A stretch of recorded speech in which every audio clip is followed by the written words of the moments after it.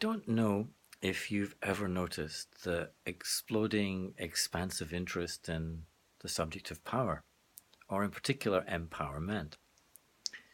And I guess if you go to any workshop, seminar, course today on anything to do with self-change or leadership development or management development, you'll find within it there's always this promise of how to empower others, how to be more empowered within yourself, how to take your power back.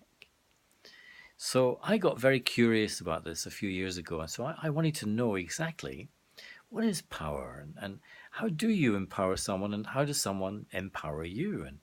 And when you do empower someone, do you literally give them your power? Are you diminished in your power?